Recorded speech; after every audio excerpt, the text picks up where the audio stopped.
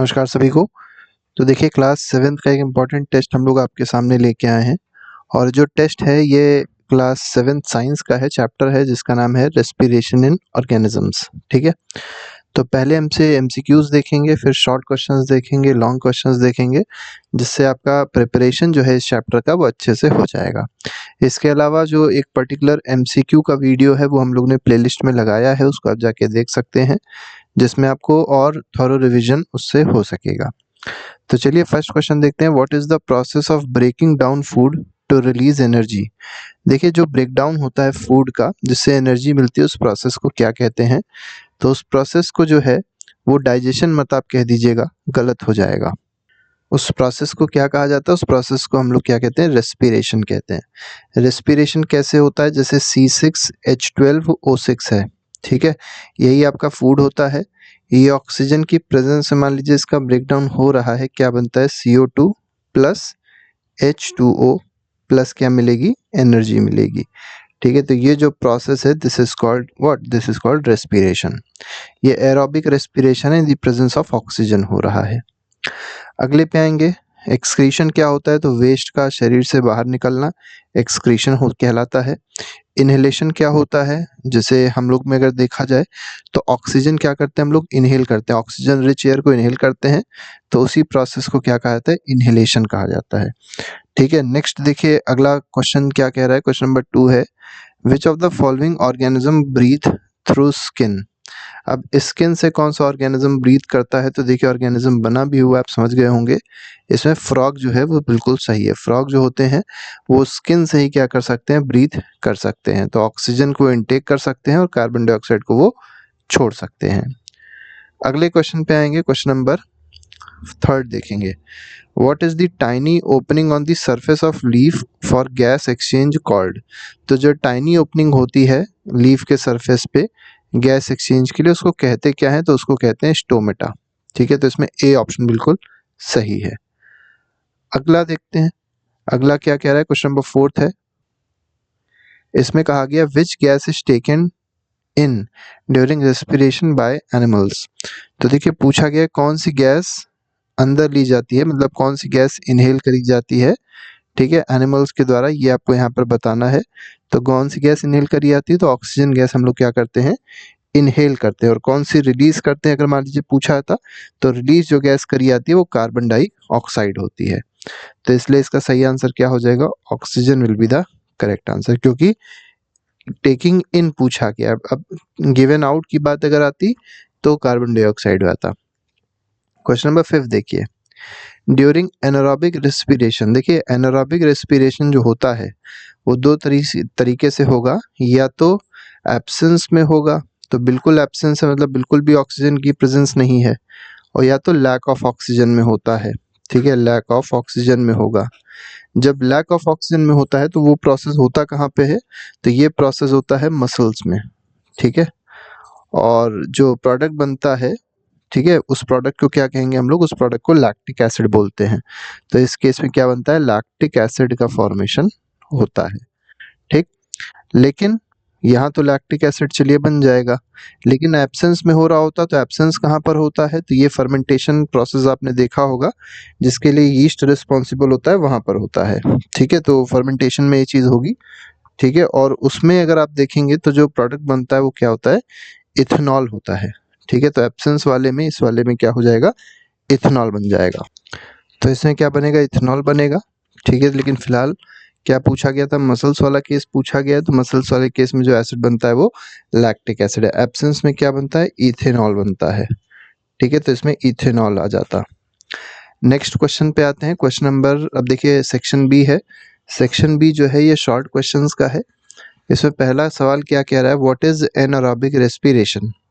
N aerobic, अब देखिए N जब भी कह दिया जाए, एन का मतलब जिसमें ना हो, क्या ना हो, एरोबिक। एरोबिक मतलब जिसमें जो एब्सेंस ऑफ एयर में हो रहा हो, या जो एब्सेंस ऑफ ऑक्सीजन में हो रहा हो, ऐसे रेस्पिरेशन को हम लोग क्या कहते हैं, एनारोबिक रेस्पिरेशन कहेंगे।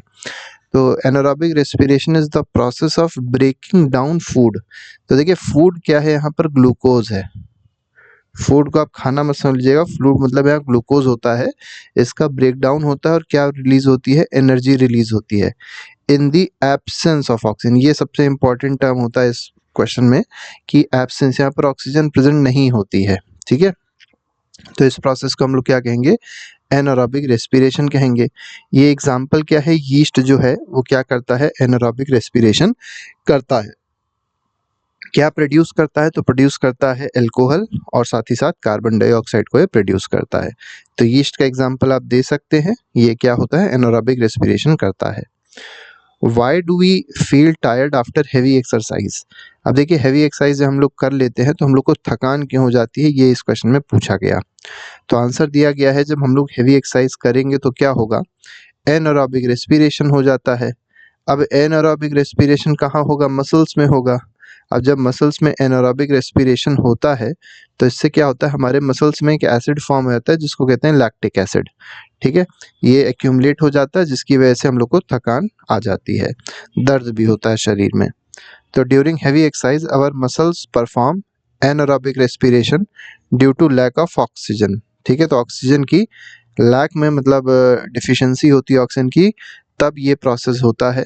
ठीक है, हैवी एक्सरसाइज में आप समझ गए होंगे एनारोबिक रेस्पिरेशन हो रहा है, लेकिन कैसा एनारोबिक हो रहा है, लैक ऑफ ऑक्सीजन वाला हो रहा है।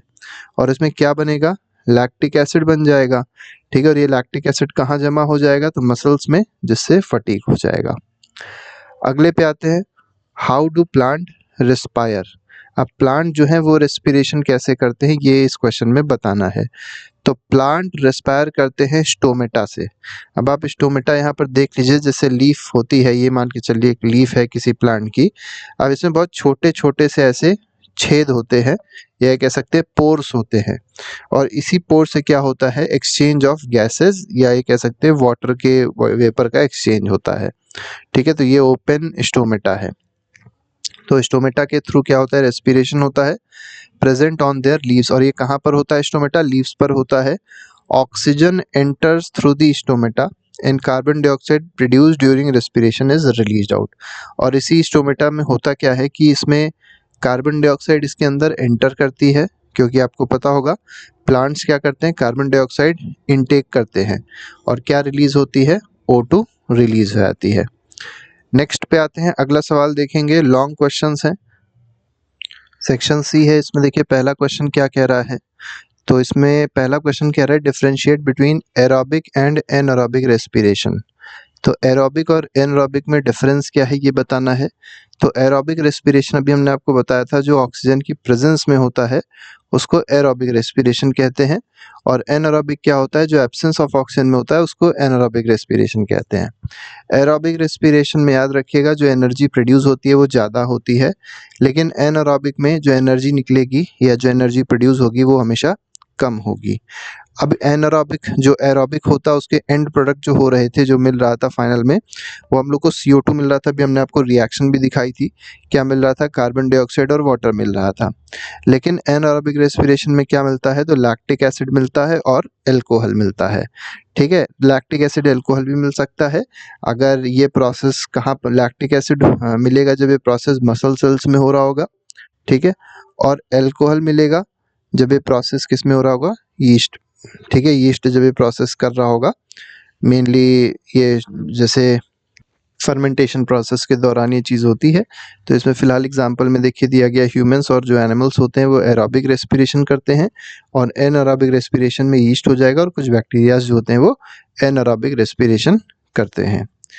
लास्ट क्वेश्चन है, explain the process of breathing in humans with label diagram. देखिए आपसे कहा जा सकता है क्वेश्चन में कि किस तरीके से ब्रीदिंग होती है ह्यूमन में, वो आपको समझाना है। देखिए रेस्पिरेशन नहीं समझाना है, ब्रीदिंग समझानी है लेबल डायग्राम के साथ में। तो आप यहाँ पर एक डायग्राम इस तरीके का बना देंगे जिसमें नॉस्ट्रल्स रहेगी, फेरिंग्स रहेगा, ठीक है, फिर ट्रैकिया आ जाएगा। फिर यहाँ पर अगर आप देखेंगे तो 2 लंग्स हैं, एक राइट लंग और एक लेफ्ट लंग। याद रखिएगा जो लेफ्ट में आपको दिखता है वो असलियत में राइट लंग होता है, और जो राइट में दिखेगा वो कौन सा लंग होगा, वो लेफ्ट लंग होगा। ठीक है, क्योंकि बनाते समय हम लोग सामने देख के बनाते हैं, इसीलिए एल्वियोलाई यहाँ पर है। ये जो आपको दिख रहा है यही मेन होता है गैसियस एक्सचेंज की जो साइट होती है। आपसे अगर मान लीजिए पूछा जाए गैसियस एक्सचेंज की साइट को क्या कहते हैं, ठीक है, site of gaseous exchange, gaseous exchange की साइट जो होती है वो क्या होती है, वो एल्वियोलाई होती है। इसी तरीके से ये आपका क्या है, डायफ्राम है। ठीक है, ये ऊपर और नीचे आता है इस तरीके से। तो ब्रीदिंग इन्वॉल्व्स 2 स्टेप्स, 2 स्टेप होते हैं ब्रीदिंग में। पहला होता है इनहेलेशन। इनहेलेशन क्या है, taking in oxygen rich air. देखिए केवल ऑक्सीजन नहीं लेते हैं हम लोग, ऑक्सीजन रिच एयर लेते हैं। और इसमें दूसरा प्रोसेस क्या होता है, exhalation, removing carbon dioxide rich air. तो हम लोग क्या करते हैं, दोनों केसेस में एयर को ही इनटेक और एक्सहेल कर रहे हैं। बस ये याद रखिएगा, जब इनटेक कर रहे हैं तो ऑक्सीजन रिच एयर को इनटेक करते हैं, एक्सहेल क्या करते हैं, कार्बन डाइऑक्साइड रिच एयर को हम लोग एक्सहेल करते हैं। इनहेलेशन के टाइम पे होता क्या है, during inhalation the diaphragm contracts and move downward. देखिए जब हम लोग ने एक तरीके से इनहेल किया एयर को, तो क्या होगा कि जो डायफ्राम है किधर मूव करेगा, डाउनवर्ड्स की तरफ मूव करता है। और ये क्या होगा, जो चेस्ट कैविटी होगी ये क्या हो जाएगी, इंक्रीज हो जाएगी। और चेस्ट कैविटी इंक्रीज होने से जो वॉल्यूम है इस कैविटी में वो भी क्या हो जाएगा, बढ़ जाएगा, causing air to enter the lungs. और जो एयर होगी वो लंग्स में एंटर कर जाएगी। इसी तरीके से एक्सहेलेशन प्रोसेस बिल्कुल इसका उल्टा होता है।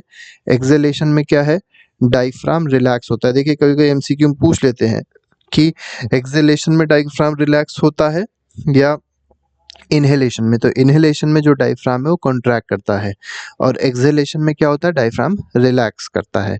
ठीक है, एक्सहेलेशन में एक और चीज याद रखिएगा, डायफ्राम का जो मूवमेंट होता है वो अपवर्ड डायरेक्शन में होगा। अब अपवर्ड डायरेक्शन में होगा तो जो चेस्ट की कैविटी होगी या वॉल्यूम होगा, ठीक है, मतलब जो चेस्ट कैविटी का वॉल्यूम है वो रिड्यूस हो जाएगा, डिक्रीज हो जाएगा। और इस तरीके से जो हवा होगी, मतलब जो एयर होगी, कार्बन डाइऑक्साइड रिच एयर, वो हमारे शरीर से बाहर निकल जाएगी। तो इस तरीके से हमारे पास कुछ क्वेश्चंस थे जो हम लोग ने डिस्कस किए। इसके अलावा हर एक चैप्टर के एमसीक्यूज, क्वेश्चन आंसर्स हम लोग ने पीडीएफ में मतलब वीडियोस में प्रोवाइड किए हैं, जो आप जाके देख सकते हैं, अपना रिवीजन अच्छे से कर सकते हैं। अभी के लिए फिलहाल नहीं, thank you very much, good bye, जय हिंद।